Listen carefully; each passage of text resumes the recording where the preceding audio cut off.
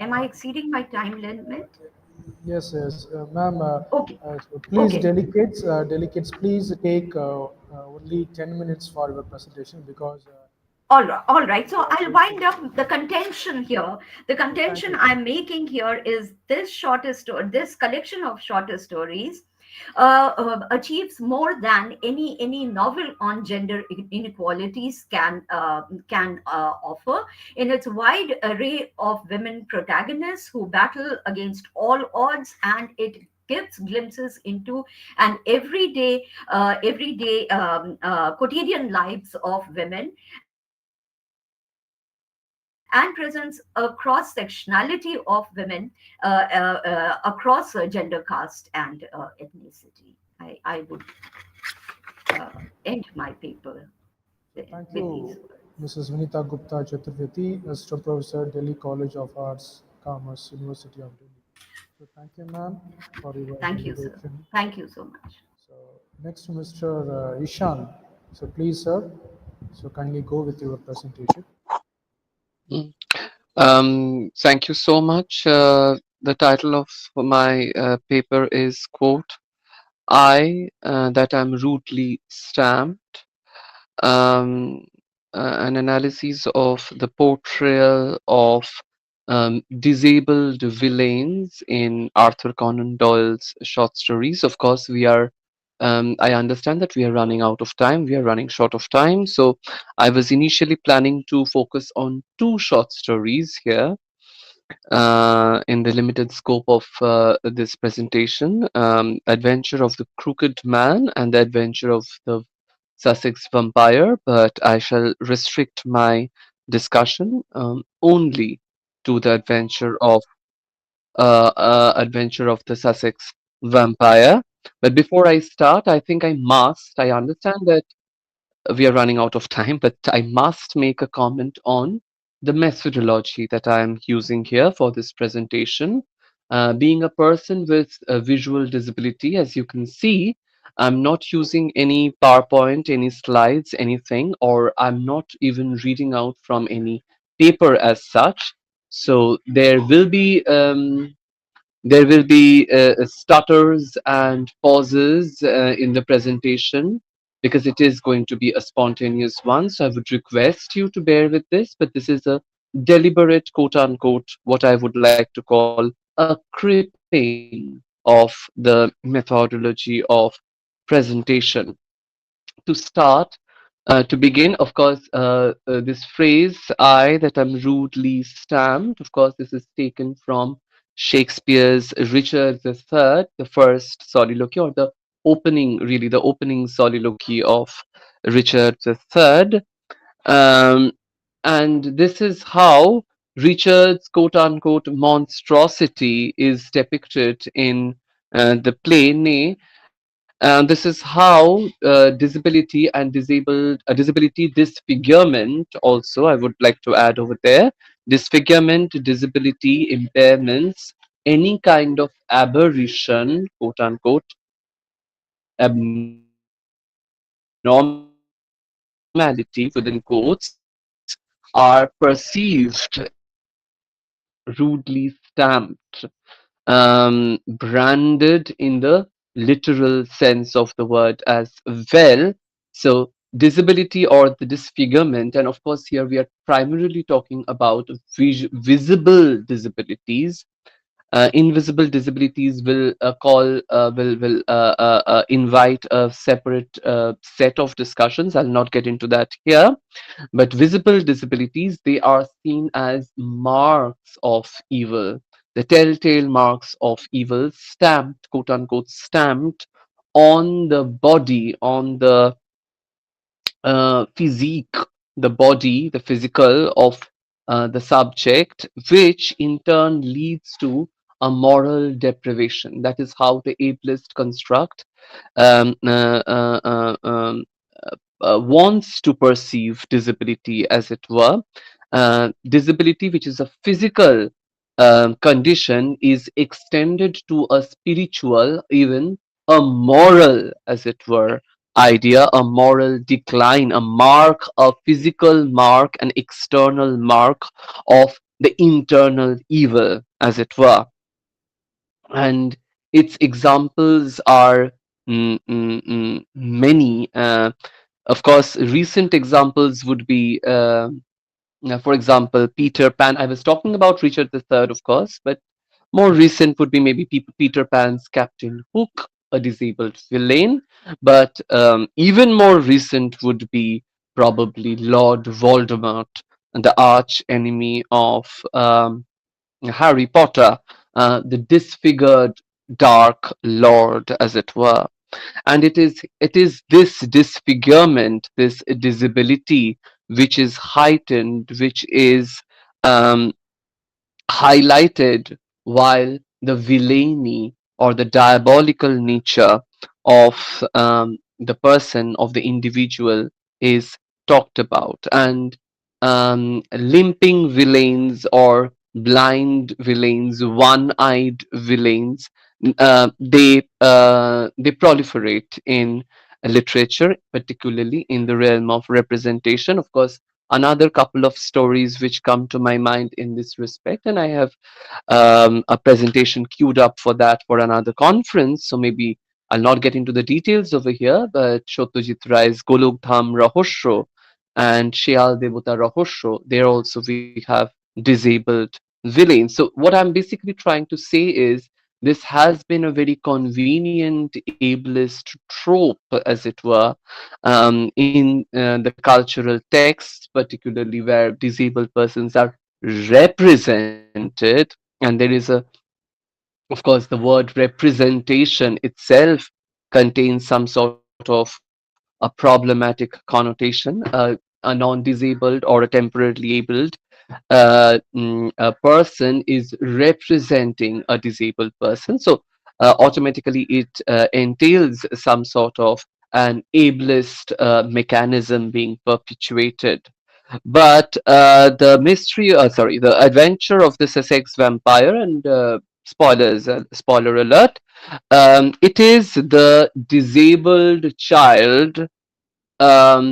disabled boy, Jackie, who is finally shown as the villain, the vampire, as it were. He is out of sheer jealousy, cruel jealousy, which Sherlock Holmes, the rational, rational epitome of English rational mind, as it were, he discovers it in the eyes of Jackie, the disabled person, the disabled child, the disabled individual, the shambling gait of this disabled child, they are clues which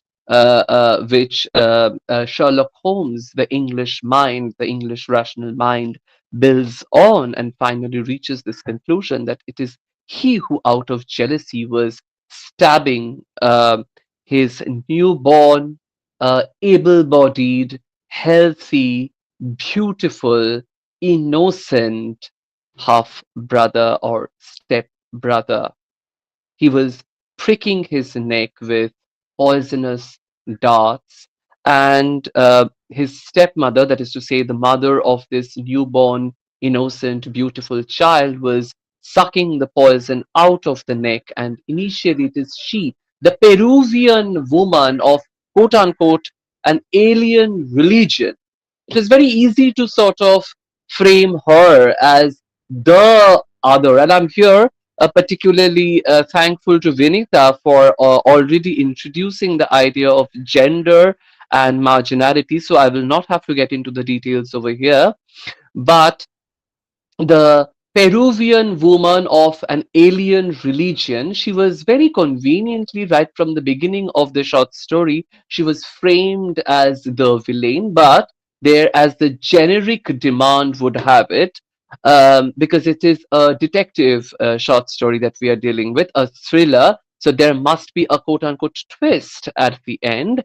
And who is a greater other, even as compared to a woman, a Peruvian woman with an alien origin. I mean, threefold otherization, but the Jackie, but this quote unquote inoffensive cripple. That is how he was initially described in the story. He is turned out, he is described, he is portrayed as the greater other.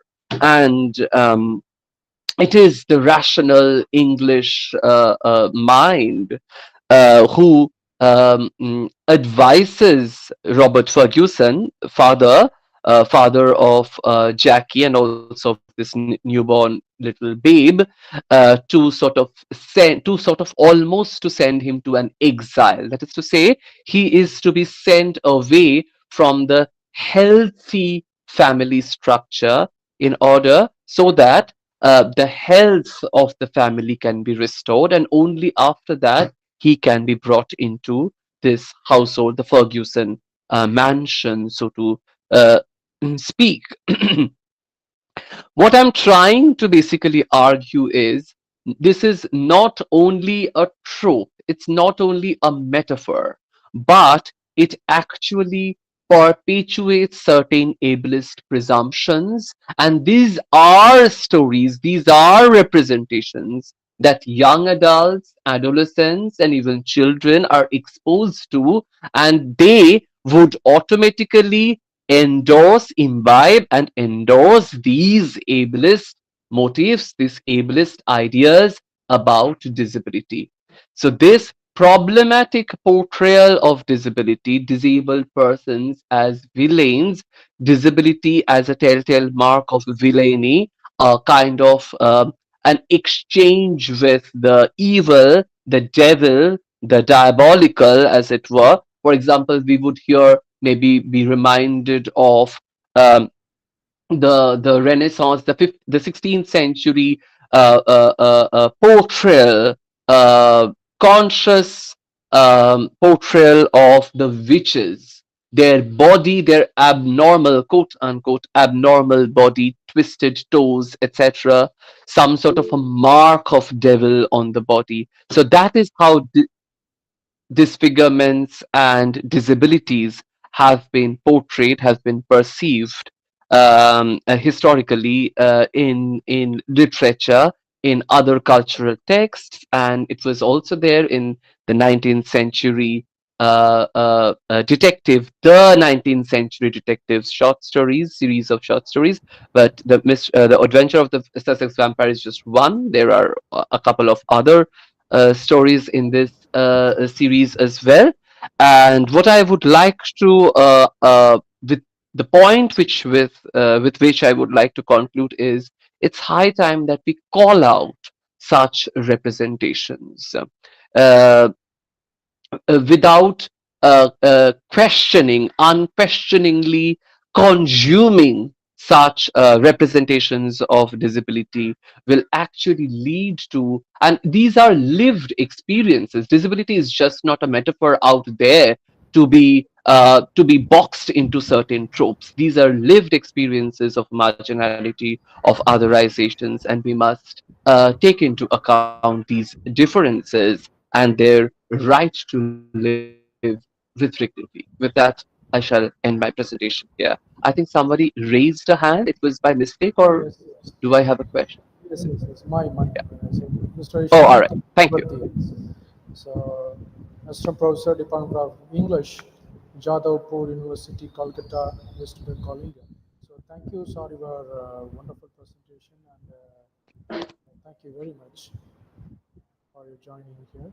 And next, I call Mrs. Soumya from Government First Grade College as Professor, Department of English, Shimho, Yes, Karnataka. sir. So, ma'am, please present your paper, ma'am.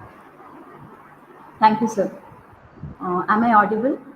Yes, Uh, please go ahead. Thank you. Good afternoon, everyone. I'm Soumya, Assistant Professor, Department of English. I'm from Shikaripura, Karnataka. The topic of my paper is Essentialism and Performativity in Transgender's Life Writing, a study of A Gift of Goddess Lakshmi, written by the transgender Manobi Bandyopadhyay. So, this paper deals with the life writing, A Gift of Goddess Lakshmi, written by Manobi Bandyopadhyay, The paper argues that in the life narratives, there is an effort from the narrator to say that it was essential and it was natural that she became a transgender and that femininity is naturally present in her. The paper tries to show that there is also a major role of gender performative aspect in the life narrative. The paper argues on the basis of the concept of gender performativity and concept of queer theory by Judith Butler. The male to female transgenders narrative often focus on the fact that their femininity is natural and innate. This can be said to be within the woman trapped in a man's body framework. However, the femininity, even in them, has to be constructed according to the models and options that are available in the society. Hence, Hijra's femininity can also be performative. In Transgender's autobiography, there are many events which focus on the learned aspect of transgenderism. We come across incidents which show the efforts of transgenders put in acquiring suitable mannerisms. This can be called as performative aspect of transgenderism. Judith Butler argues that performance of gender itself creates gender.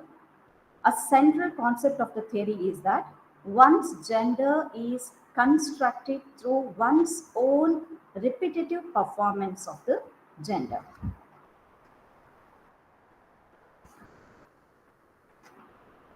A Gift of Goddess Lakshmi is an autobiography of the first transgender principal, Manobi Bandyopadhyaya, written in 2017. She became the principal of Krishnanagar Women's College in Nadia district in West Bengal in 2015. She holds a PhD in Bengali literature. She was previously an associate professor. She started the first Bengali transgender magazine. Now let us discuss essentialism in the autobiography of Manobi.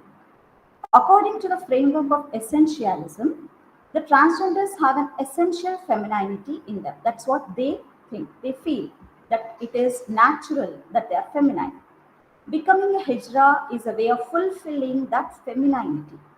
The argument often is that it is natural for these writers to feel like women and they are trapped in a male body.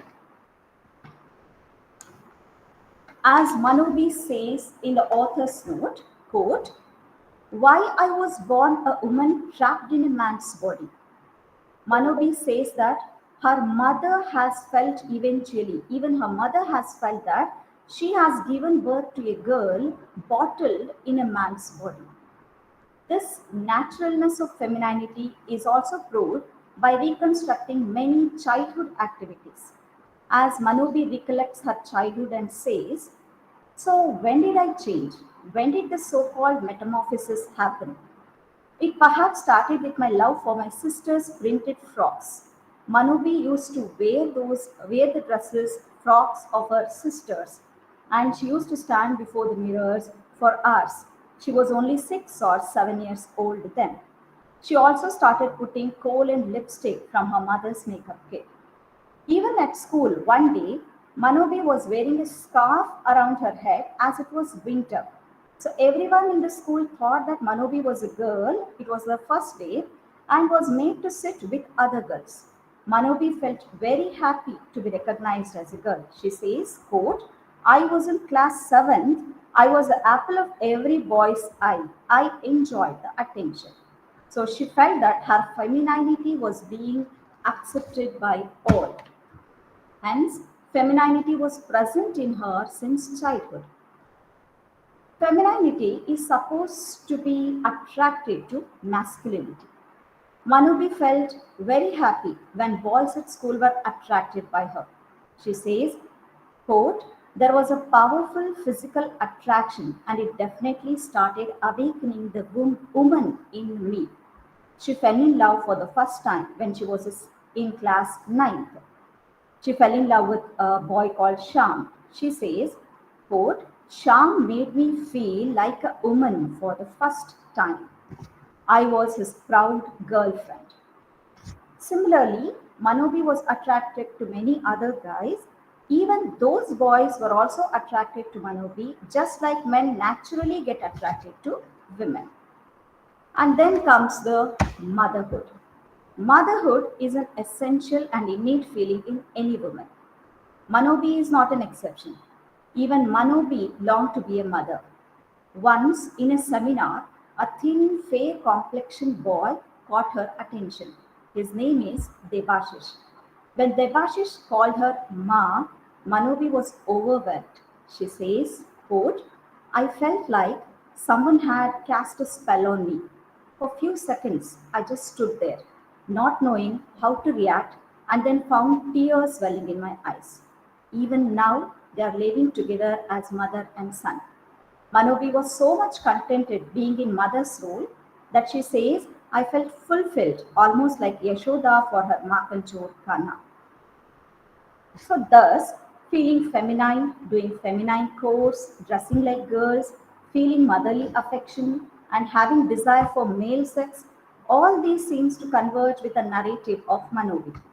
Thus, we have a coherent, a woman trapped in a male body narrative. Now, let us look at the performative aspect. Judith Butler's essay, Performative Acts and Gender Constitution, argues that gender identity is a performative accomplishment by social sanction and taboo. Unquote. Butler argues that performance of gender itself creates gender. A central concept of the theory is that your gender is constructed through your own repetitive performance of gender. Let's see performativity expressed in the autobiography of Manobi Bandyopadhyay. The first point that I would like to look into is choice and option. We can observe in Manobi's autobiography that it was her choice and her decision to become a transgender.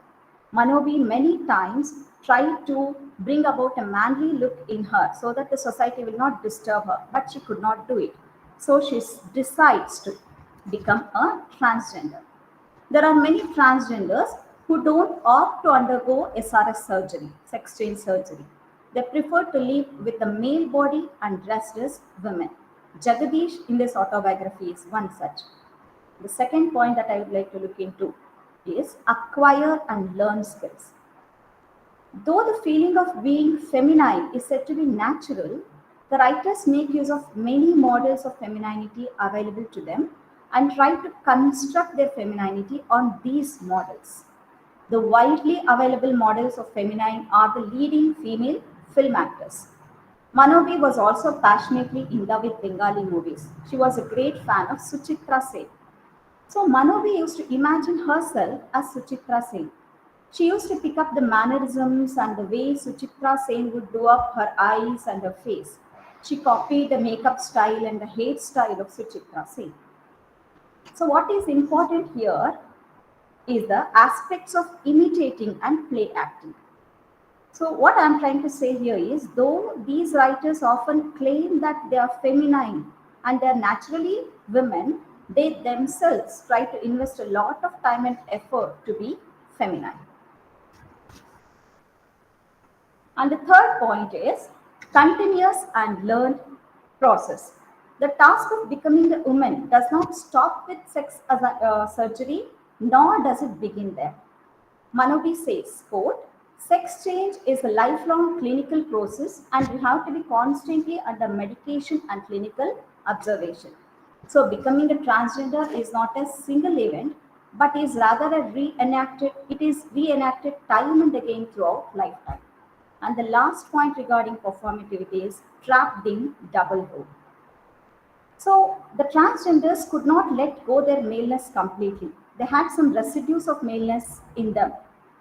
So, for instance, one of Manobi's friends called Ruma Das, she thought that Manobi was a handsome guy with some feminine traits that could be corrected. Ruma took charge to change Manobi. She used to say, quote, become the man you are. You're so handsome.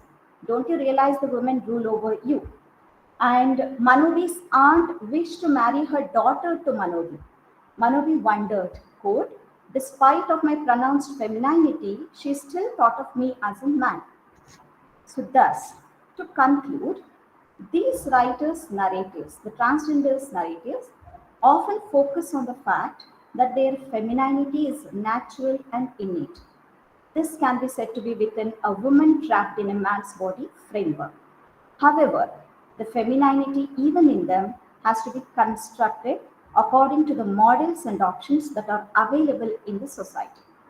So, though being a transgender is natural to a certain extent, we can also see the performative aspect of becoming a transgender. Thank you.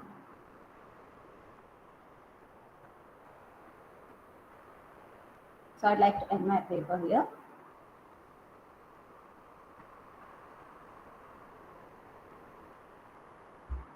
Please wait.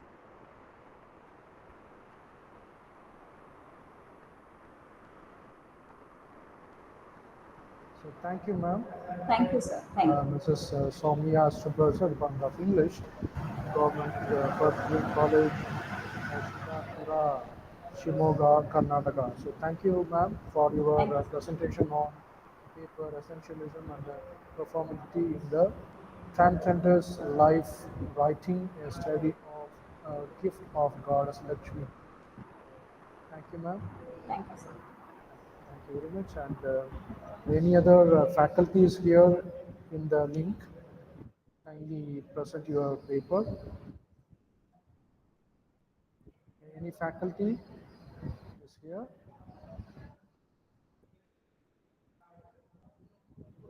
Uh, yes, if it is no faculty, Sri Priya, please present your paper.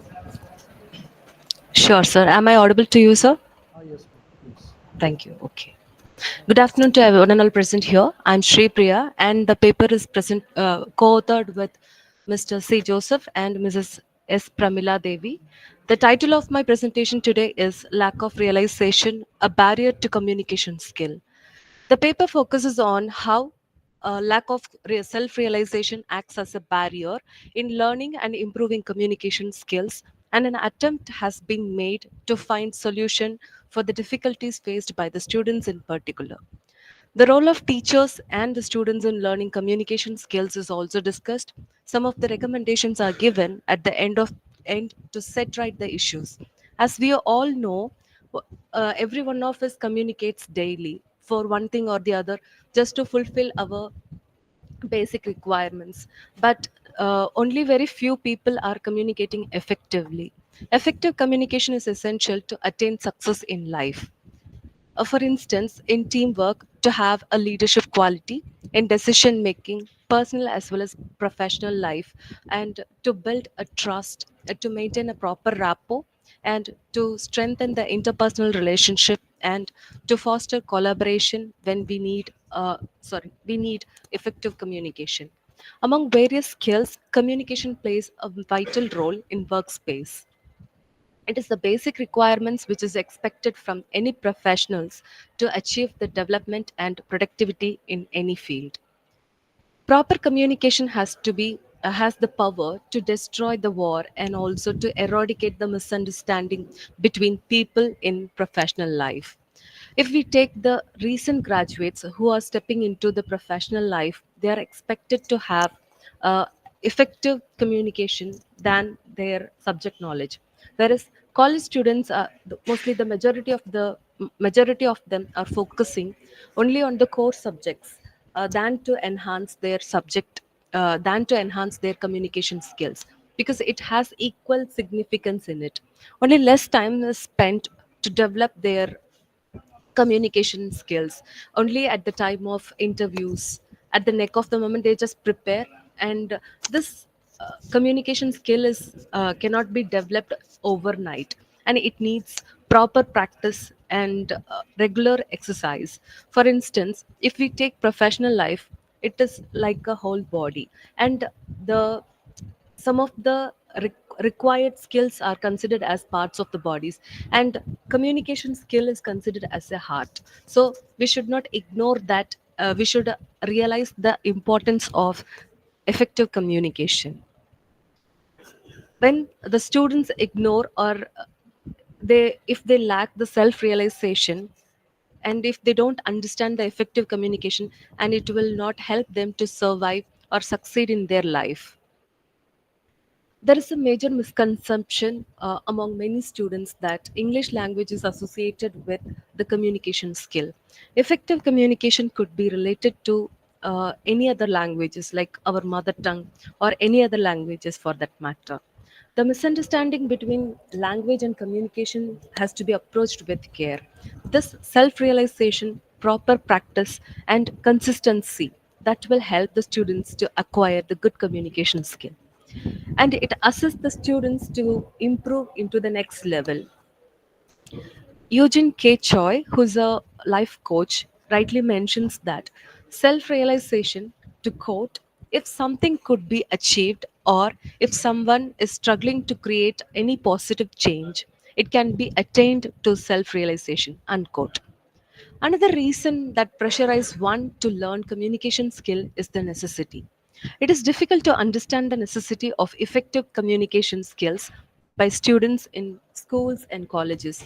But once they step into workspace, they realize the barriers they face in their professional lives, and the practicality and we can say the pressure of the circumstances make them to realize the need of effective communication.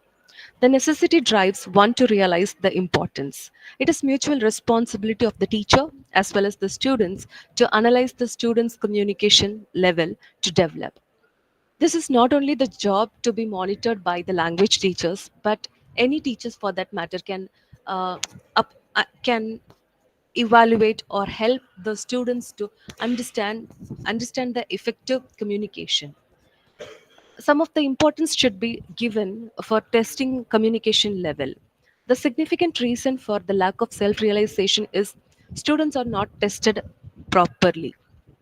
Test must be conducted periodically to make the students realize in which level they are in, and we can as a teachers can give various activities to be conducted to engage the students to strengthen their communication level by giving pronunciation test and also vocabulary test, oral test, and many other topic by engaging them in a better manner.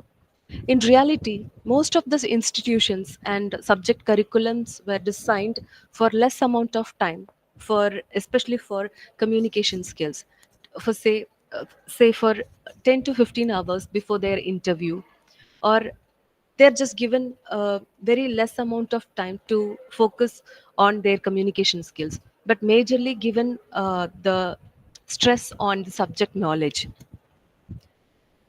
and this should be taken into consider. Only test will allow one to self assess where the student he or she stands. Some of the practical difficulties as an English teacher faces, most of the universities includes communication skills as a English subject. This syllabus prescribed the professional students includes LSRW skills and grammar part. It is difficult to monitor the students for their communication skills when the teachers are pressurized for their syllabus to complete in an exam point of view. If a proper solution is not given, then this will prevail the same. Students should realize the situation and they have to decide it wisely, and must be known that the importance of education and communication skills. Teachers and students must collaborate and understand the students requirement in eradicating the barriers of learning communication skills. Equal efforts from both ends can be the more effective way to find the solution. Some of the recommendations to be followed to eradicate the communication barriers are: students can be encouraged to participate in debate and discussions inside and outside the campus. Even separate hours can be allotted to conduct such kind of activities. English clubs can be very useful for the students to improve their communication skills, and communications can be a part of their syllabus on every semester. And internal evaluation can be done so that it will be much more helpful for the students to improve their communication skills. Thank you.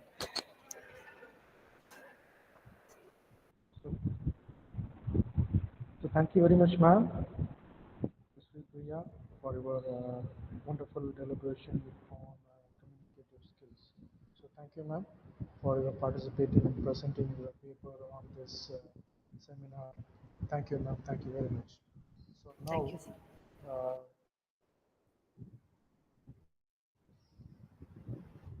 so Miss Rajeshwari, ma'am.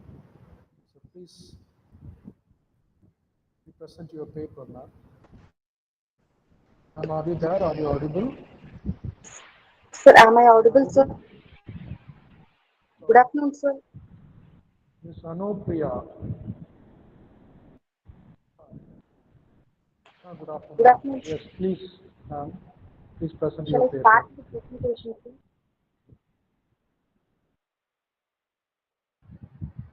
Yes, ma'am.